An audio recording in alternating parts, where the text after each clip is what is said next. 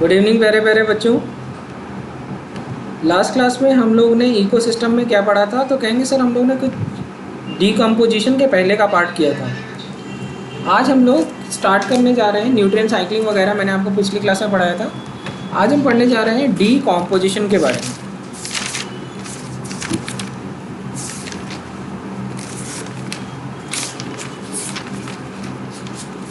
ठीक है, तो ecosystem structure and function, ecosystem structure and function मैंने आपको पिछली क्लास में पढ़ाया था। मैंने आपको पिछली क्लास में, इसके बाद आज की क्लास में मैं आपको प्रोडक्टिविटी पढ़ाऊंगा।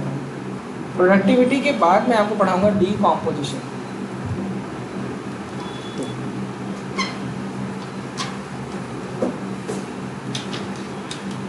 चलिए हेडिंग डालिए प्रोडक्टिविटी।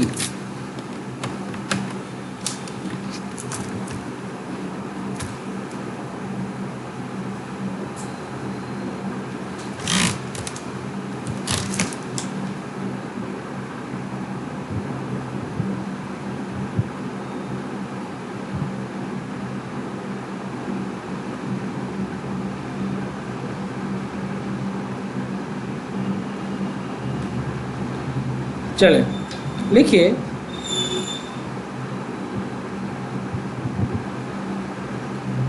किसी भी इकोसिस्टम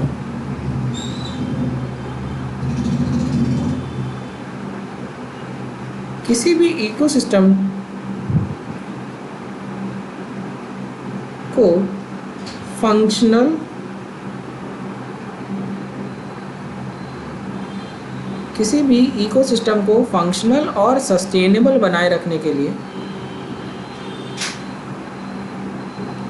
तो हमारा एम क्या है? फंक्शनल और सस्टेनेबल। किसी भी इकोसिस्टम को फंक्शनल और सस्टेनेबल बनाने के लिए कुछ बेसिक रिक्वायरमेंट है, और उन बेसिक रिक्वायरमेंट में सबसे पहली रिक्वायरमेंट है sunlight, constant input of solar energy.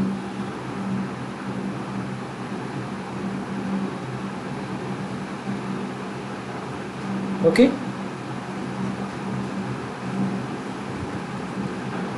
अब सबसे पहले बात आती है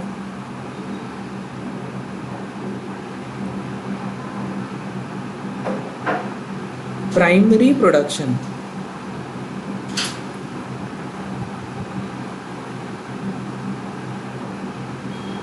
प्राइमरी प्रोडक्शन क्या होता है? ये इंटरेस्टिंग है। इट इज़ द, जैसे कोई मतलब लैंड एरिया है, उस लैंड एरिया में एक साल में कितना ऑर्गेनिक मैटर प्रोड्यूस हुआ, इस प्राइमरी प्रोडक्शन। लिखिए, it is the amount of biomass, या हम इसी को कहते हैं organic matter produced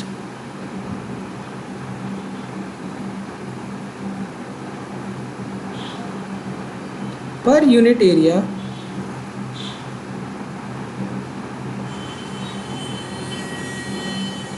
over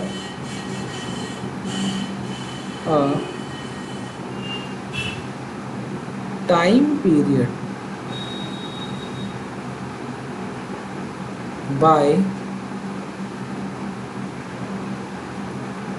plant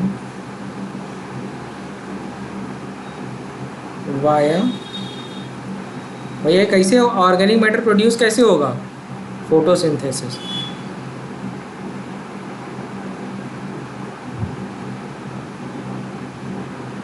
via photosynthesis. अब बात आती है प्राइमरी प्रोडक्शन की यूनिट।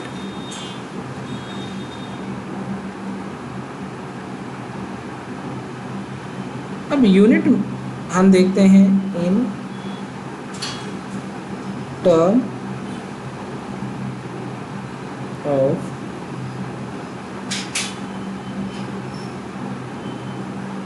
वेट। जब मैं वेट के टर्म में देखता हूं तो यूनिट आती है ग्राम पर मीटर स्क्वायर। क्या आती है?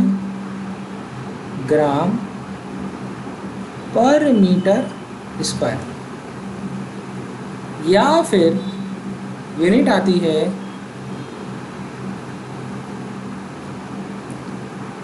एक तो हमने निकाला किसमें? वेट के टर्म में। दूसरी यूनिट हम निकाल रहे हैं in term of energy. Unit आएगी किलो कैलोरी पर मीटर स्क्वायर।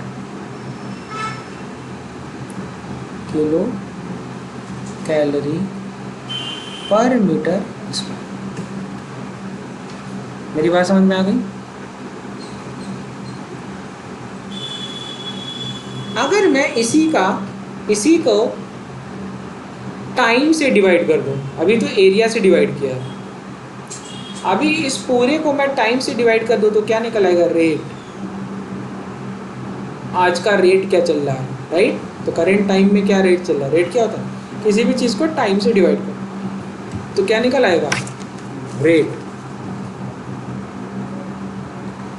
अब इसी के बारे में क्या बताया मैंने?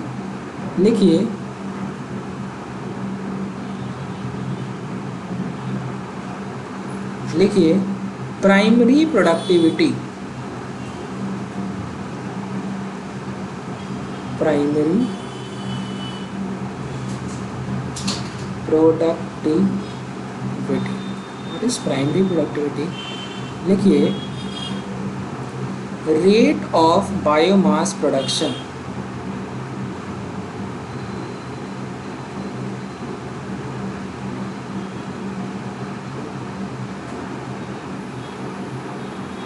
is primary productivity. Okay, rate of biomass production। अब बात आती है इसकी यूनिट। लिखिए gram metre square per year, या फिर kilo calorie metre square per year. बात समझ में आ गई ना?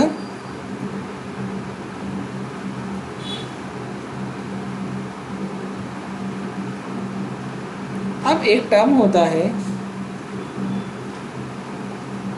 होता है ग्रॉस प्राइमरी प्रोडक्टिविटी, या एक और होता है नेट प्राइमरी प्रोडक्टिविटी। इनका यूज़ क्यों करते हैं?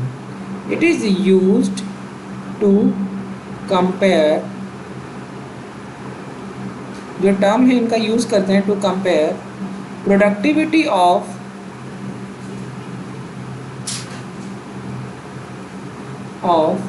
Different ecosystem.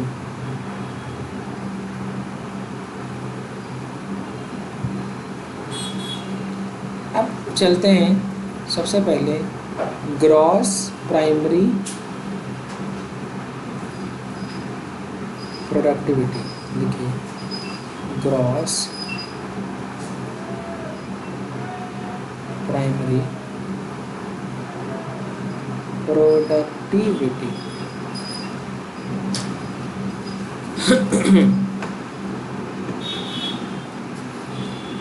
Gross primary productivity.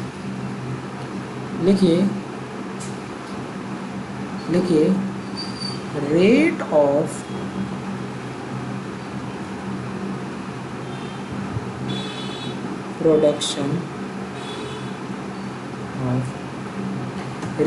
Production of organic matter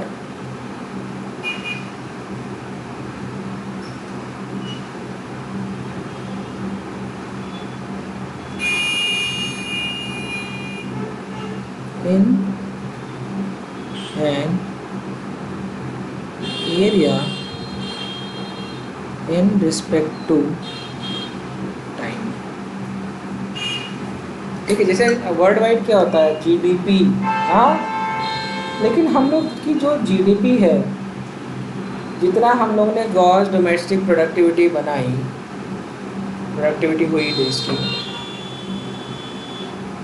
क्या उतना ही एक्चुअल में उतना ही प्रोडक्टिविटी होती है कि उससे कम होती है? क्यों कम होती है? क्योंकि भैया आदमी प्रोड्यूस कर रहा है तो कुछ कंज्यूम भी तो कर रहा है, कुछ कंज्यूम भी तो कर रहा है। तो एक्चुअली में वो तो आपको लिखा कि इतना पैदा हुआ, लेकिन मार्केट में जब बेचने गया तो पूरा बेचता है कि थोड़ा बचा लेता है? इसी तरीके से तो उसको कहेंगे नेट प्राइमरी प्रोडक्टिविटी। इसी तरीके से कोई भी प्लांट या कोई भी बायो इकोसिस्टम जो ऑर्गेनिक मैटर बना रहा है उसमें से कुछ अमाउंट तो खुद भी कंज्यूम कर रहा है ना। प्लांट क्या ग्लूकोज नहीं खाता? प्लांट ग्लूकोज खाता है कि नहीं खाता है? अरे उसकी बॉडी में सेल को जिंदा रखने के लिए रेस्पिरेशन होता है, मेटाबॉलिज्म होता है।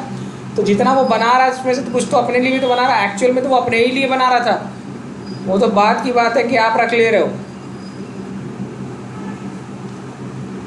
चिकन अपनी बॉडी बना रहा है कि इस सोच के कि अरे हमको जो है अवनीश सर खाएंगे हैं। चलो लिखिए, नेट प्राइमरी प्रोडक्टिविटी।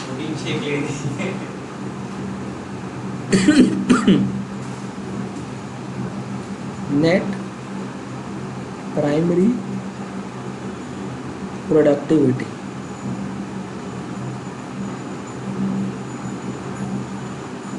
तो equal to gross primary productivity minus R is equal to NPP।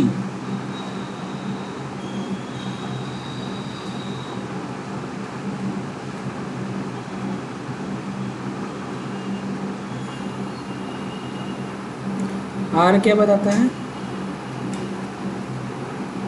Respiration loss.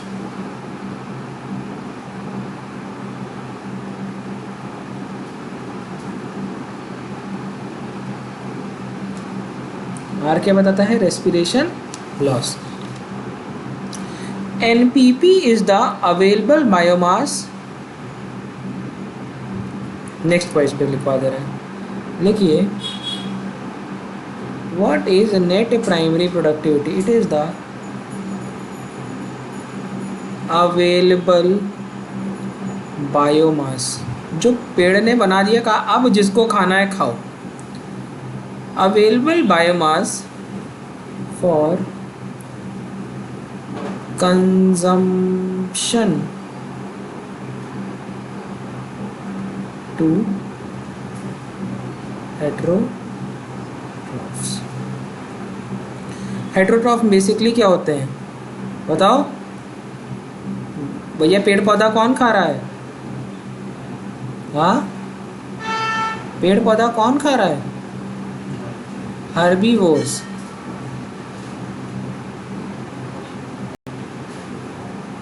और कौन हो सकते हैं? फंगस नहीं होता, पेड़ पौधा खाते हैं कि नहीं? बैक्टीरिया, जिसको हम कहेंगे डीकम्पोजर्स। इसीलिए यहाँ पर हर्बीवोर ना लिख करके हेटेरोट्रॉफ लिखा है। अब बात समझ में आई?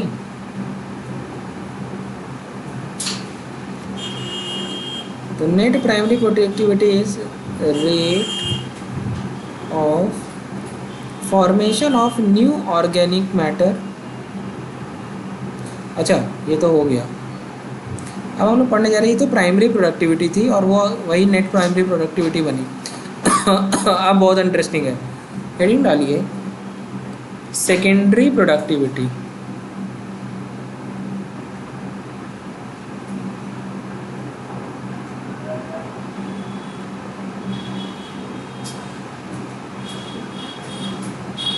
What is secondary productivity? कोई बताएगा? बताओ। ये जो हर्बीवोर्स हैं लाइक चिकन, ये इन्होंने खाया, अब ये खाने के बाद इन्होंने भी तो अपनी बॉडी में ऑर्गेनिक मैटर बनाया होगा, और वही आप खाओगे। चिकन खाओगे? यदि खाओगे, तुम नहीं खाओ कोई और खाएगा, तो वो उसके लिए सेकेंडरी कंज्यूमर के लिए यही तो खाना है। प्रोड्यूसर है प्लांट, उसको खाने वाला प्राइमरी कंज्यूमर हर्बीवोर, और उसको खाने वाला सेकेंडरी कंज्यूमर, है ना। सेकेंडरी कंज्यूमर के लिए प्राइमरी प्रोडक्टिविटी खाना है या सेकेंडरी प्रोडक्टिविटी? सेकेंडरी कंज्यूमर के लिए वो तो चिकन खा रहा, घास थोड़े खा रहा। सेकेंडरी प्रोडक्टिविटी या प्राइमरी कंज्यूमर, उसके लिए खाना है। तो लिखिए, what is secondary productivity? It is the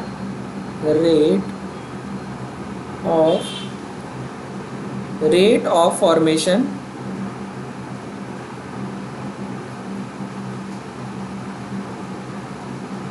of new organic matter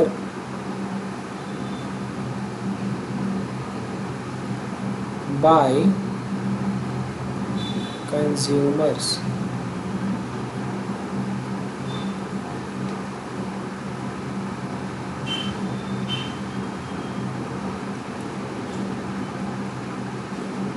ठीक है,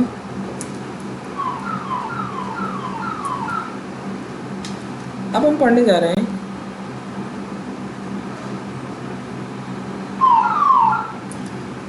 लिखिए, primary productivity depends on।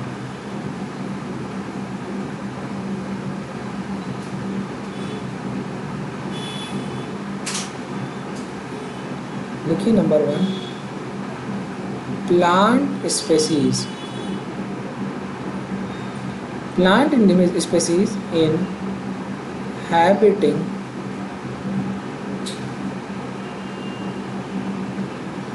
in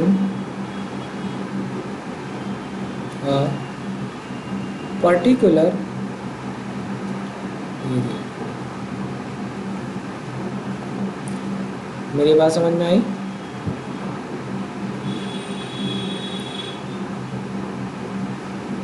दूसरी कंडीशन लिखिए, वैरायटी ऑफ एनवायरमेंटल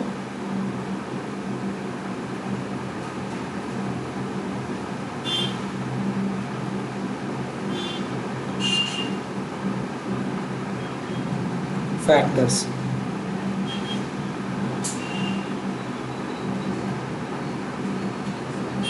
और तीसरी बात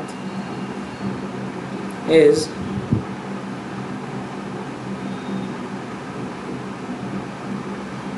availability of nutrients and चौथी बात is photosynthetic capacity of plants।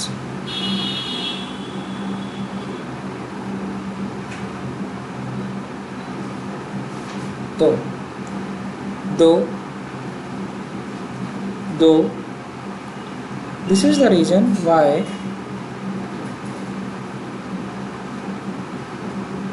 primary productivity varies in different type of ecosystems। सही बात है कि नहीं? हाँ है ना, जैसे डिज़र्ट में जो प्रोडक्टिविटी है और जो हमारे यहाँ पर है तो डिफरेंस तो आएगा ही। ओके, चलिए अब कुछ इम्पोर्टेंट बात लिखिए।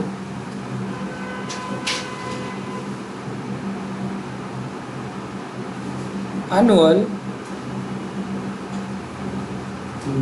Net primary productivity of whole biosphere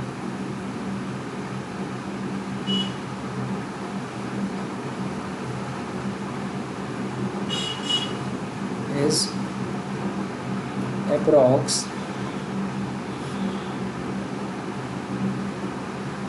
170 billion tons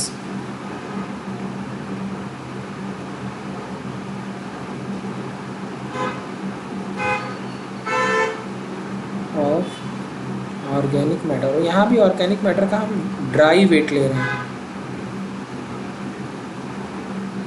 dry wait मतलब उसमें से पानी निकाल देंगे और जो बचेगा वो ड्राई वेट। अब बात लिखी है ये जो एनपीपी आई है पूरे बायोस्फीयर की जो कि 170 बिलियन टन थी, इसमें जो 70% है इसका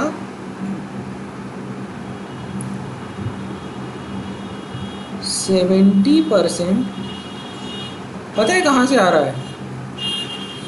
प्रोडक्टिविटी।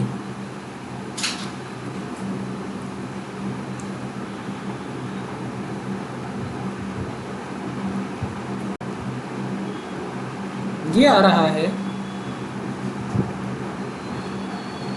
टेरेस्ट्रियल इकोसिस्टम से और 55 बिलियन टन ये आ रहा है ओशन से। कहाँ से आ रहा है?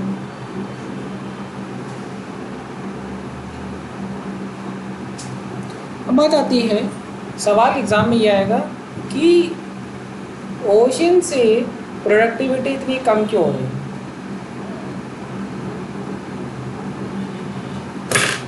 अभी तक की पढ़ाई बात में ही आंसर है।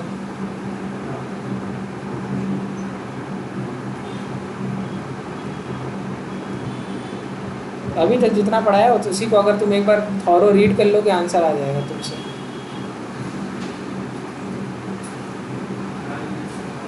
तेज बोलो।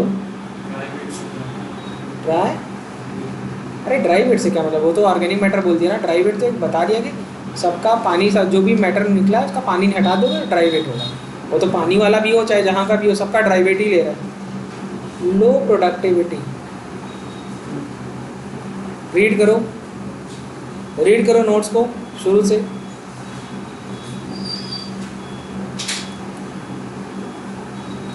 शुरू से नोट्स को रीड करोगे आंसर आ जाएगा, पहले ही पेज में आंसर है।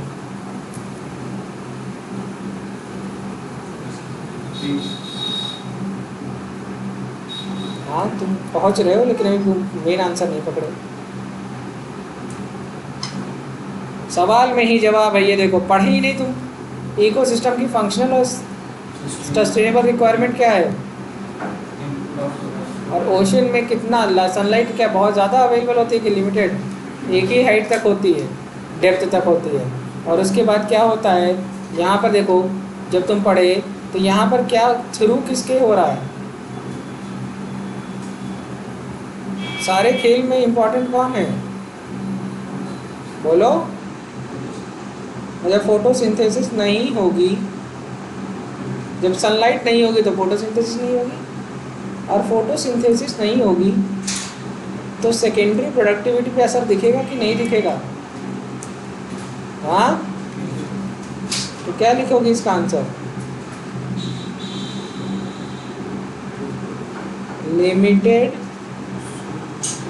अवेलेबिलिटी ऑफ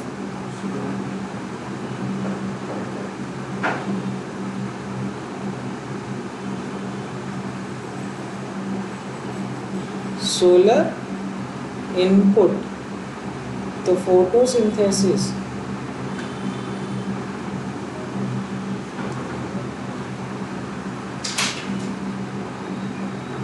कम होता है।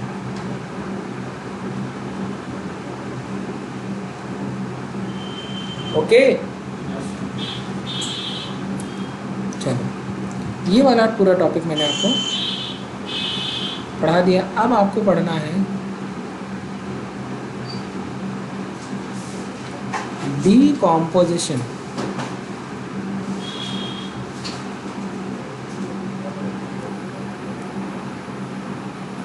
आपने अर्थवॉर्म के बारे में सुना होगा, और अर्थवॉर्म को लेकर के एक बात बोली जाती है, farmers friend.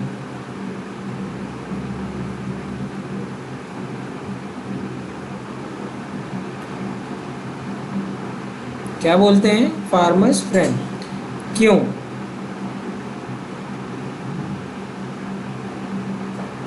Because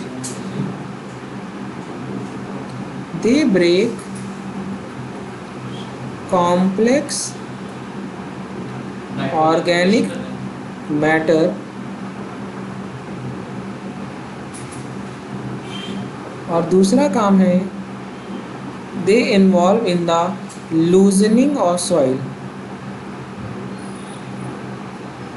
nitrogen fixation कहाँ से कर देगा बेटा?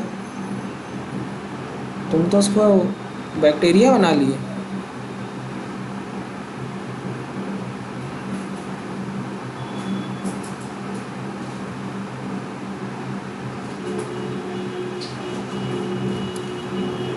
अब एक बात है, एक बहुत इंटरेस्टिंग बात लिखी है, यहाँ लिखा है they break complex organic matter like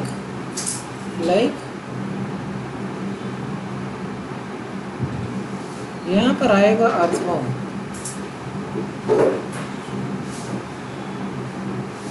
और अर्थवॉर्म पता है क्या करेगा?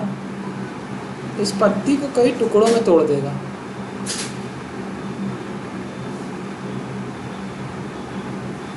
फ्रैगमेंटेशन।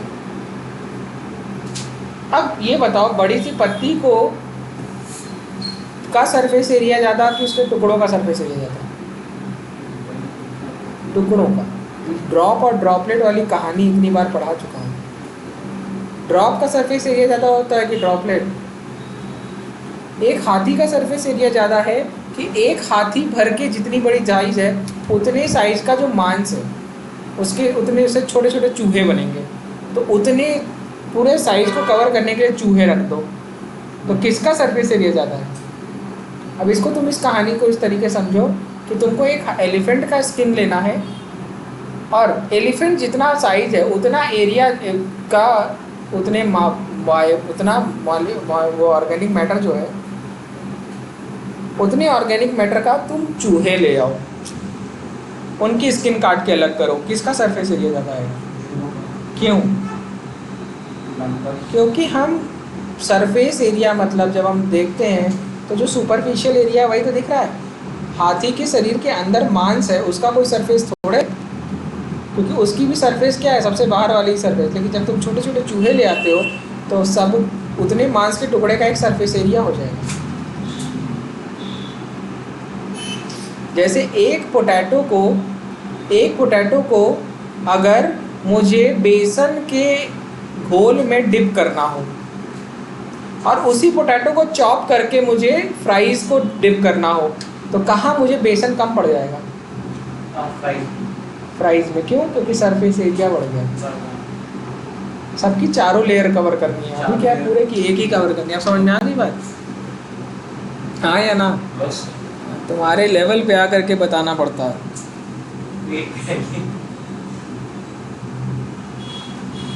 ओके, तो अर्थवॉर्म क्या करता है? कॉम्प्लेक्स ऑर्गेनिक मैटर, ये है अर्थवॉर्म,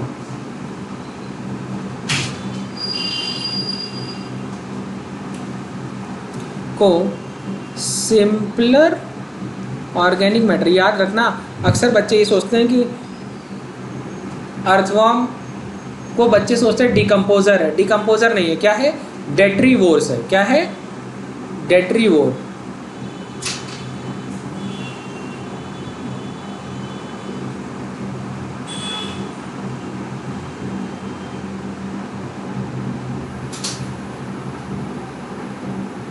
ओके, चलो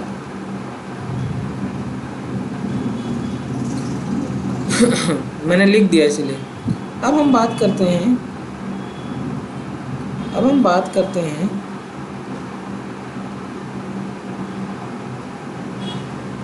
डीकम्पोजर्स की।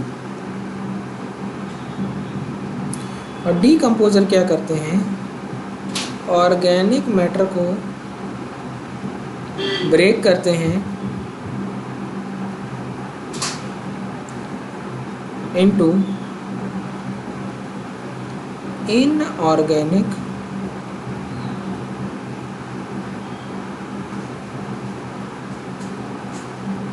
सब्सटेंस में। इनऑर्गेनिक सब्सटेंस, अब inorganic substance like carbon dioxide, water,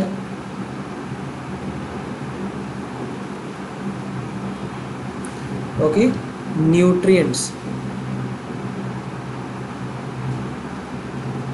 इसी को हम क्या कहेंगे, मिनरल्स।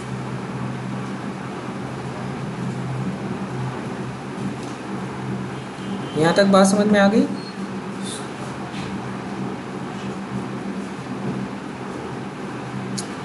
अब बात आती है, तो यहाँ पे लिखो डेड ऑर्गेनिक मैटर, तब ज़्यादा अच्छा रहेगा।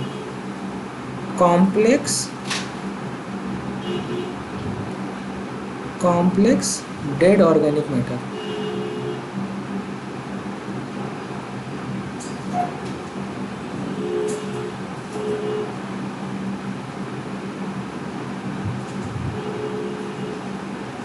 अब कॉम्प्लेक्स डेड ऑर्गेनिक मैटर क्या हो सकता है? कॉम्प्लेक्स डेड ऑर्गेनिक मैटर हो सकता है leaf,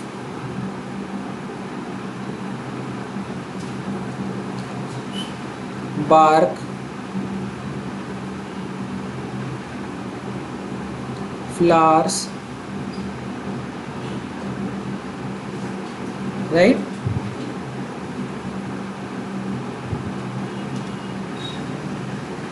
dead animals,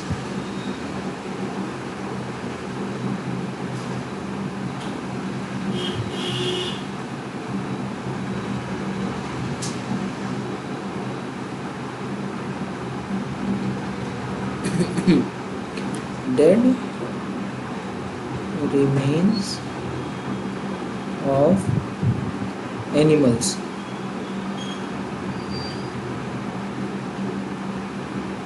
dead remain of animals. और क्या हो सकता है?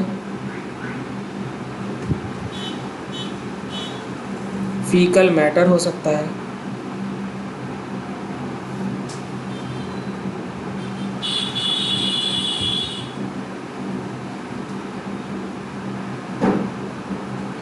क्या हो सकता है, फीकल मैटर। अब ये समझो, ये कॉम्प्लेक्स डेड ऑर्गेनिक मैटर का ही दूसरा नाम है डेटराइटस। क्या नाम है? इसी का दूसरा नाम है,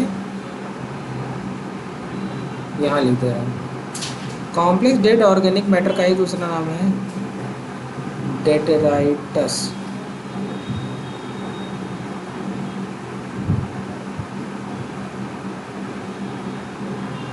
और इसमें अर्थवॉर्म का काम क्या है?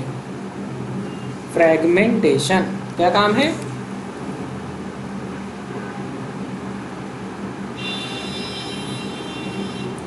तो अर्थवॉर्म क्या करता है? It break down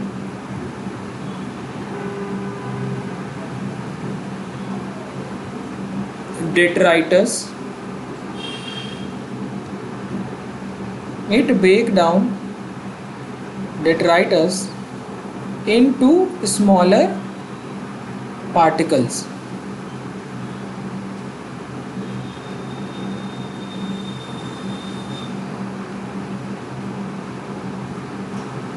into smaller particles। और इसी प्रोसेस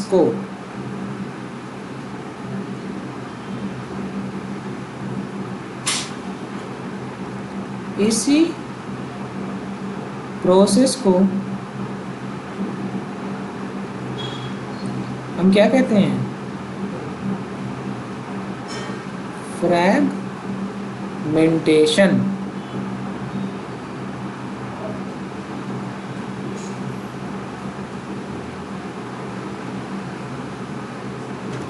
इसी प्रोसेस को हम क्या कहते हैं?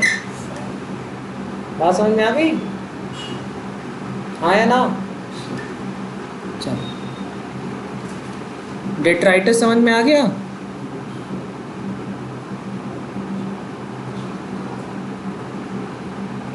लेट तो नहीं हो रहा है? क्या बज रहा है? टाइम बताओ। 8 बजे तक की बात हुई है। हाँ या ना?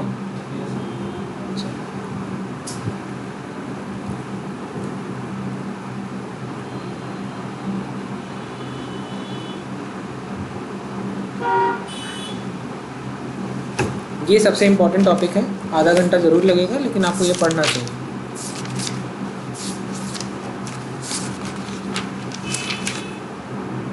ओके, यहाँ तक समझ में आ गया?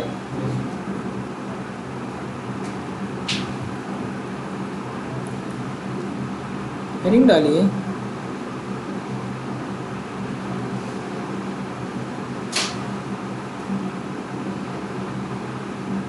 Decomposition involves,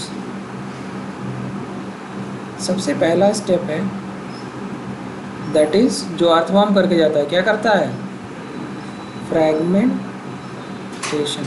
यही आप लोग भी करते हैं, कभी खेतों में लकड़ी या खाद और डालते हैं, तोड़ के डालते हैं, पत्ती वत्ती तोड़ के डालते हैं, ऐसे थोड़े डाल देते हो। दूसरा है दैट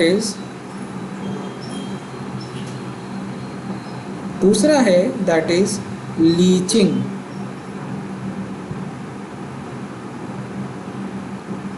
तीसरा स्टेप है दैट इज कैटाबॉलिज्म। चौथा स्टेप इज ह्यूमिफिकेशन, ह्यूमस बनना। कभी कभी देखा है, कभी आप लोग खेत में मतलब गार्डन में सड़ा हुआ पेड़ या पुराना गमले में ही पुराना जो पेड़ मर गया है उसकी जड़ उसी में छोड़ दीजिए, कुछ दिन के बाद देखेंगे तो एकदम काला काला सॉलिड कोल जैसा दिखता है। देखा है कभी? कोयले जैसा, लकड़ी के कोयले जैसा। और जब उसको तुम कुछ दिन के बाद उसको हाथ से दबाते टूट जाता है तो उसकी खाद बना देते हो। करे भी होगी, अगर आपने पॉटिंग की होगी तो जो नीचे मिट्टी के नीचे आप कुछ ना कुछ ज़रूर दबा देते हैं, फिर उसके बाद वो कुछ समय के बाद देखते हैं तो वो एकदम काला काला और वो थोड़ा ढीला हो जाता है, सॉलिड मास रहता है, फिर आप उसको तोड़ करके पूरी मिट्टी में खाद की तरह मिला देते हैं। क्या होगा? तो ये जो बचा उसको ह्यूमस कहते हैं, वो काले वाले पार्ट को। और उसके बाद हमने उसको तोड़ तोड़ के क्या कर दिया, उसी से क्या निकला? मिनरल। तो क्या हो गया? मिनरलाइजेशन।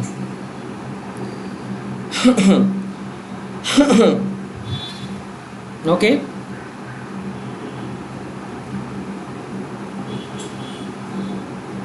तो मैंने आपको फ्रेगमेंटेशन तो ऑलरेडी पढ़ा दिया है, क्या मैं आपको लीचिंग से पढ़ाऊं?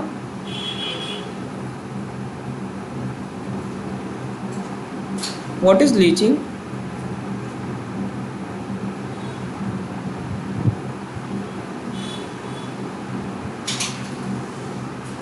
It is a process,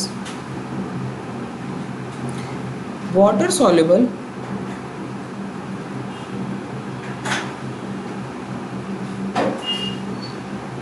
inorganic nutrient goes down into the soil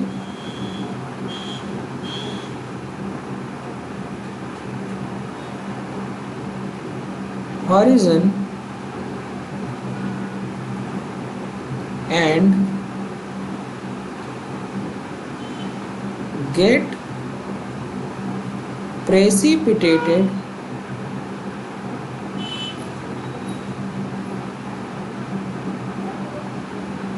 as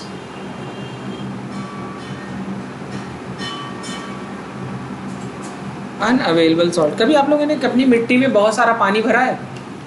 खेतों में कभी कभी लोग मिट्टी में बहुत ज़्यादा, खेत में बहुत पानी भर देते हैं, या कभी कभी गमले में बहुत ज़्यादा पानी भर दो, तो उसके बाद पता है जब वो सूखता है तो ऐसा लगता है कि ऊपर पूरा नमक नमक आकर गया। ऐसा होता है क्या? रीज़न क्या होता है कि जब आप पानी, क्योंकि ये वाटर सॉल्युबल मिनरल है, जब आप बारिश हुई तो ज़मीन में जो इनऑर्गेनिक मैटर था वो पानी के साथ नीचे जाके बैठ गया। लेकिन कभी कभी क्या होता है कि जब वाटर लॉगिंग हो जाती है, पानी भर जाता है, खेत में एकदम पानी भर गया, तो ऐसी सिचुएशन में क्या होता है, वो मिनरल तो वाटर सॉल्युबल थे तो पानी के साथ घुल करके सतह तक आ जाते हैं, और वो वाइट वाइट आपको देखने को भी मिलते हैं। ठीक है, सलाइनिटी आपको देखने को मिलती है। तो ये एक कंडीशन है, वो तो मैं बता रहा हूँ। जनरली क्या होता है कि इनऑर्गेनिक मैटर जो डिकम्पोज हुआ वो तो मिट्टी में ही है, जब बारिश हुई तो वो मिट्टी से लीच आउट होकर के कहाँ चला गया? नीचे, और एज अ अनअवेलेबल सॉल्ट है पड़ा हुआ। तो जब जड़ें नीचे जाएंगी तब उनको वहाँ पे वो मिनरल मिलेगा। बस समझ में आ गई? इसीलिए लोग मिट्टी पलटवाते हैं हर साल,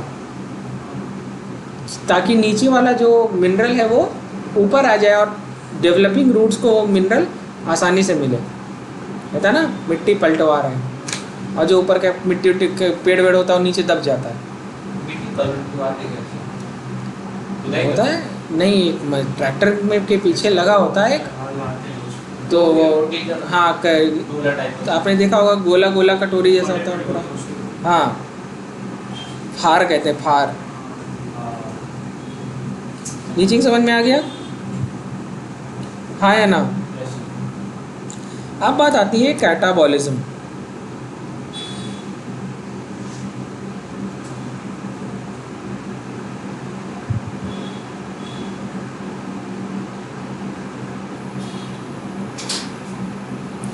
जब मैं बात करता हूँ कैटाबॉलिज्म की, catabolism is the process in which bacterial and fungal enzymes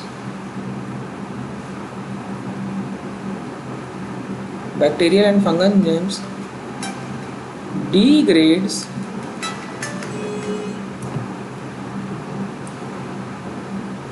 sir class में बस अभी होने वाली, ख़त्म होने वाली, थोड़ा टाइम लगेगा। और degrades detritus, that is organic matter, into simpler inorganic into organic को किस में कन्वर्ट करते हैं? इन ऑर्गेनिक सब्सटेंसेस या मैटर।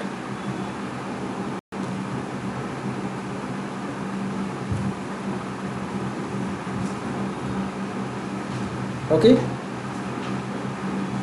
अब एक बहुत अच्छी बात है यहाँ पे नोट करना है, यहाँ पर ऑल दीज स्टेप आर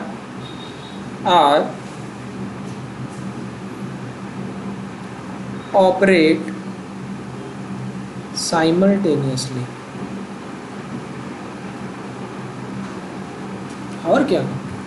अरे ऑर्गेनिक मैटर का एक ही बार का होगा, पहले का भी होगा, वो डिट्राइटस में कन्वर्ट हुआ होगा। ठीक है, हर स्टेप लगातार चल रहा है, ऐसा नहीं है कि एक के बाद एक, सारा स्टेप साथ साथ चल रहा है। ओके, साइमल्टेनियस स्टेप है, एग्जाम में क्वेश्चन आया था ये, 1 by 1 नहीं, क्या? Simultaneously.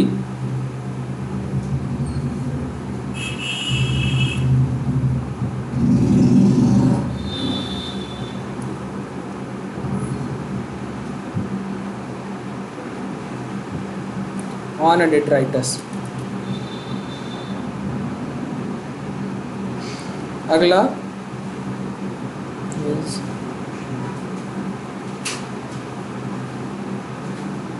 Humification.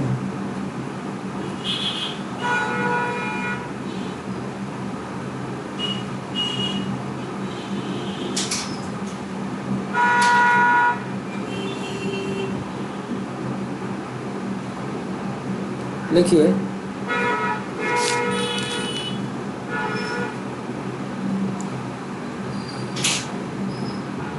Humification leads to accumulation of humus. What is humus? It is dark colored amorphous substance. ठीक है, इट इज़ बहुत दिनों तक पड़ा रहता है, वैसे ही हाईली रेजिस्टेंट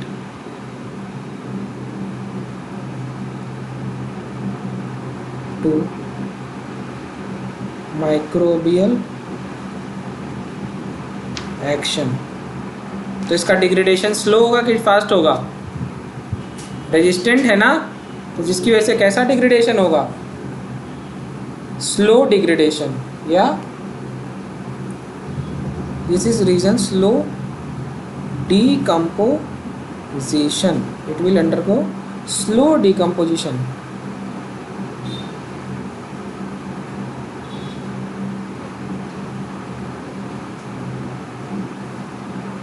Undergo.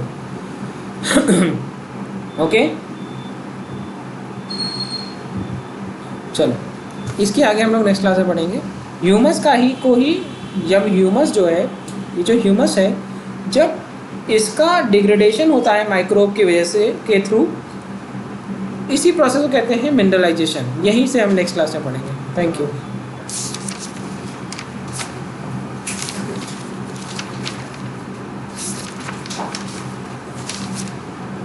ओके, समझ आया? क्लास समझ में आई?